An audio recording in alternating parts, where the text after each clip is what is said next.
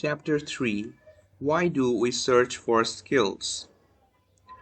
I once visited a deprived town to deliver a lecture, after which there came to me a teacher from outside the town. He said, "I hope you can help us finance some students." I said, "Strange. Aren't the students government funded and therefore free?"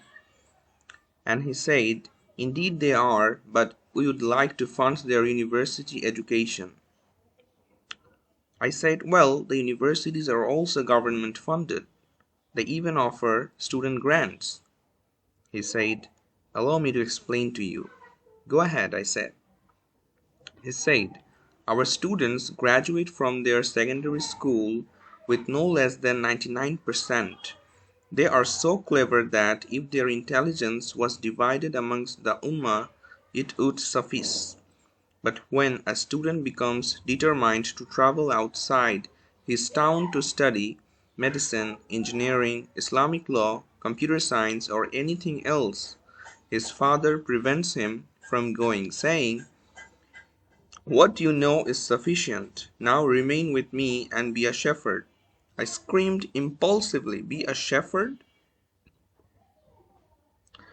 He said, "Yes, a shepherd." And indeed the poor boy stays with his father and becomes a shepherd, whilst all his abilities are wasted. Years go by and he remains a shepherd. He even get married and have children whom he may treat exactly as he was treated by his father. Hence his children also become shepherds. I asked, "So what's the solution?"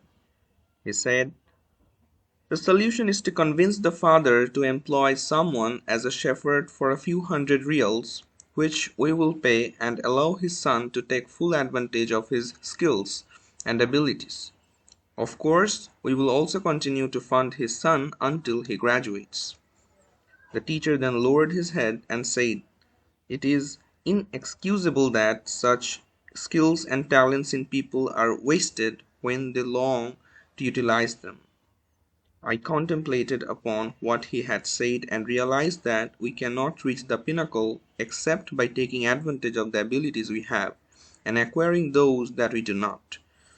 Yes, I would challenge anyone to find a successful person, be they successful in academia, preaching, lecturing, business, medicine, engineering, or influencing others, or be they successful in family life, such as successful father with his children, or a successful wife with her husband, or be they successful in their social life, such as a person who is successful with his neighbors and colleagues. And I mean a truly successful person, not one who simply climbs up on others' shoulders. I would challenge anyone to find me any such highly successful person who does not practice certain interpersonal skills through which he has been able to achieve such success, whether they realize it or not. Some people may exercise such interpersonal skills instinctively, while others may have to learn them in order to be successful, and these later people are the types of successful personalities whose lives we would like to study and whose methods we would closely seek to follow in order to discover how they were successful and to find out whether or not we can take their route to success. A while ago, I listened to an interview with one of the most affluent people in the world, Sheikh Sulaiman al-Razihi, and found him to be a mountain in terms of his manners and thoughts. This man owns billions, possesses immense real estate, has built hundreds of mosques, and has sponsored thousands of orphans. He is hugely successful. He spoke of his humble beginnings around 50 years ago when he was a regular person. He would only have enough money to feed himself for the day, and sometimes not even that.